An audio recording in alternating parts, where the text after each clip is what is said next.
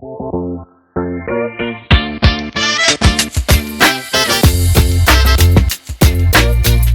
and welcome to this tutorial. In this one I want to show you how to add a contact form to your poster page using Drive Architect.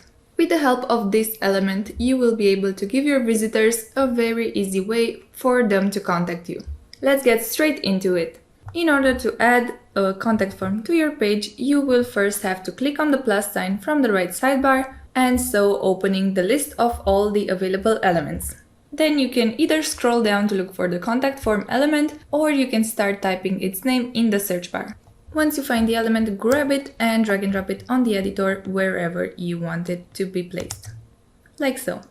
As you can see, once you do that, a pop-up will open from where you will be able to choose a template for your contact form. Now, as you can see in the left sidebar, you will have some other tabs besides the contact forms tab, which you can choose from as well if you want, but this is the tab that contains all of the templates for a contact form. To choose a form, all that you have to do is look for the one that you like the most and click on it. This way it will automatically be applied. Now, as you can see, once you choose a template, you will have some options in the left sidebar. Now, first of all, what you should know is that these options are the same options as the ones from the lead generation element, and this is because the contact form element is basically a lead generation element that serves a specific purpose, that being allowing the users to contact you through a form. So in order to get things even more clear, you can always check out the article that we have written about the lead generation element, and you will be able to find there a very comprehensive description about all of these options. We are going to go through all of them right now as well. So the first option from the left sidebar is the Edit Form Elements option. I will show you how to use it in a second, but before that I want to tell you that you might want to set up the form fields before editing the form elements. Now, if you click on this option, this will take you into the edit mode of the contact form element. Basically, you will be able to edit all of the lead generation inputs, as you can see here. All you have to do is click on the specific item or element that you want to edit, and its options will appear in the left sidebar. For example, if you want to edit the text from this button element right here, you can simply click on it and change this default text. As you can see, you will have these options, which will allow you to change the color, the font, and all that. Moreover, you can also change the button. If you click on the button here in the breadcrumbs, you can bring all the modifications that you want. Besides the button, you can click on the element that you want to edit and use the group styling option, or edit each item individually by clicking on this lock icon here. So for example, if you want to change the background style for all of these fields, you can do that while you're editing the grouped lead generation input. For example, if we add a color background, like say a green one, this color will be applied to all of the lead generation inputs here. As you can see, this is not a lead generation input, this is a lead generation select, since this is a drop-down field, so the color will not be applied to this one. If you want to change the color for a single item here, then click on the item that you want to change and click on this icon, which will basically disable the group styling for this element in particular. So now if I go and change the color into a purple one, as you can see, only this input will change its background color. I'm gonna go ahead and change the color back to a white background. Now, besides the group styling for each of these items, you can also access the main options and use all of these settings from here to customize each of the fields as you wish. When you're done using the edit mode of the contact form element, go ahead and click on this orange Done button. This will take you back to the main options of the element. Now the next option is the template one, and if you click on this field, as you can see, the same pop-up will open with all of the templates for the contact form element. If you want to only see the contact form templates, go ahead and click on this tab, and to choose another one, all you have to do is click on another template. The next option would be the colors option, which will of course allow you to change the colors that are used in this element. What's important to know here is that if you're using a landing page or a Thrive Theme Builder theme, then the color will be automatically inherited from there, depending on the way you've constructed your page. To modify this color, all you have to do is click on this color box, which will open the color picker pop-up. Now you will have to choose whether you want to edit the entire template color or to unlink from template color, which means that you will only edit this color that appears right here. If you choose the edit template color option, all of the items that have this color applied to them will also change the color. For example, in our case, this heading also has the same purple color. So if we click on this one, we'll be taken to the style editor, and if we modify the color from here, as you can see, all of the items will change their color. I'm gonna click on cancel because I only want to edit the color from this contact form element. So for that, I'm gonna click on the color box and click on unlink from template color. I want to choose a green color from my saved colors, so I'm gonna click on it and click on apply. Next comes the connection option, where you will have to set up a connection for this element. This is a very important step because using the contact form element will basically serve you no purpose unless you connect it to a service of your choice or create an HTML connection.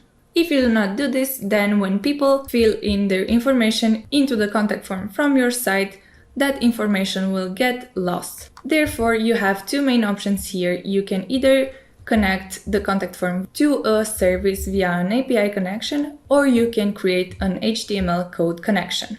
Now, in the case of an API connection, you will see this blue Add Connection button, which if you click on, you will have to set up a connection to either an email delivery service or a marketing tool or even WordPress.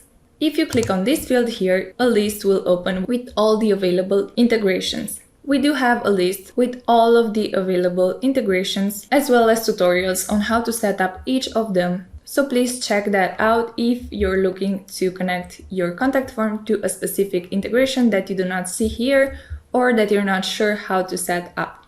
All you have to do here is choose the service that you want to connect your contact form element to, set everything up from this pop-up, and then click on apply. This is how to create a connection via API. If you would rather create an HTML integration, what you have to do is click on this option right here and then insert your HTML code in this field that appears here and then click on generate form. This only depends on the way you want to set up this element. I'm gonna select the API connection here since I've already connected MailChimp to my contact form. After you properly set a connection, the next step would be to manage the form fields. Now, depending on what contact form template you have previously chosen from this section right here, you will have some default form fields in this list. You can either have the name, email, and phone, for example, or in this case, name, email, and message, and so on. What's really interesting here is that you can always add more fields, whether that's a name or text field, or even custom ones, such as drop-down, checkboxes, and so on. The way to add a new form field is, of course, by clicking on this Add New option here, which will open this pop-up that you will use to set up the new field. From this field type option, you will have to choose the desired type of field, and let's go for a URL one, for example. Then you will be able to choose a name for the field, a placeholder, choose whether you want it to be required or not, or even show its label or not. Then, since we've connected our MailChimp account to this contact form, we will have to select a field from MailChimp. And I've also entered a placeholder in this field. Now that I'm all set, I'm gonna click on apply. As you can see, my new field appears here. Of course, if you want, you can change the order of the fields, and for that you have to simply grab them from these dots in front of each field and move them up or down, and they will immediately change their order.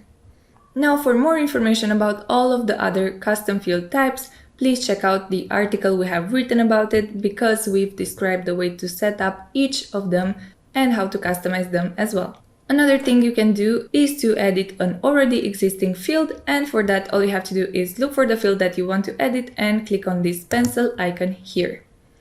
The same pop-up will open, just like the one that opens when you first set up the field. And of course, make all the modifications that you need and then click on apply. If you want to remove any of these fields, all you have to do is click on this trash can icon right next to the field in this list. As you can see, the field has been removed. You also have the option of adding a hidden field, for example.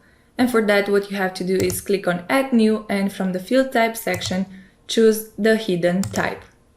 Set it up and then click on Apply. If you do that, then that field will not appear in this list, but rather it will appear in the hidden fields list here. You can also edit and remove a hidden field as well, just like you would in the case of a regular field. So after you've finished setting up the form fields from this section, the next step would be to choose what happens after someone submits the contact form. Now here you will have two available options, and to see them, click on this field, which will open this pop-up with the two available options.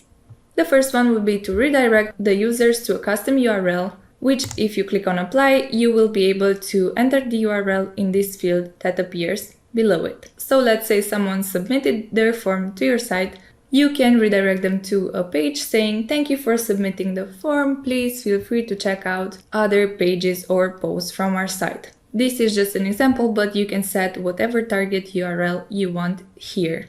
The second option from this pop-up will be to show a success notification, and if you want to do that, select this option and click on Apply. Then a field will appear here where you can decide what message the users should see after submitting the form. Lastly, we have the advanced options, which you will have to expand by clicking on this section. It should be noted that the only advanced option that is available when you add an HTML code to generate your form will be this one, the Edit Error Messages one. The rest of the advanced options are only available in the case of creating an API connection. You will basically have two advanced options here, the first one being to prevent the spam signups and the second one to edit the error messages. So if you want to get ahead of spam signups, you can add the CAPTCHA system to your contact form element, and I just went ahead and did that beforehand, but I will link a tutorial here on how to quickly do that.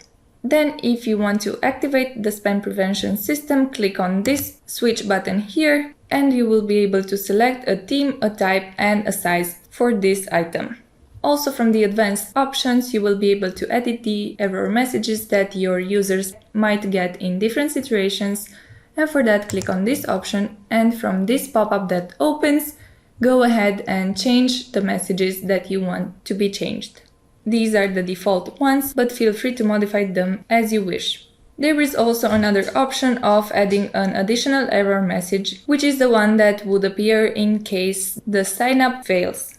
If you want to add this one as well, you will have to check this checkbox and then simply modify this paragraph here as you wish. When you're done here, click on this green Save button. Now these were the ways to use the main options section in order to customize the contact form from your page or post. But of course, as usual, feel free to use all of these other general options as well for a better customization of this element.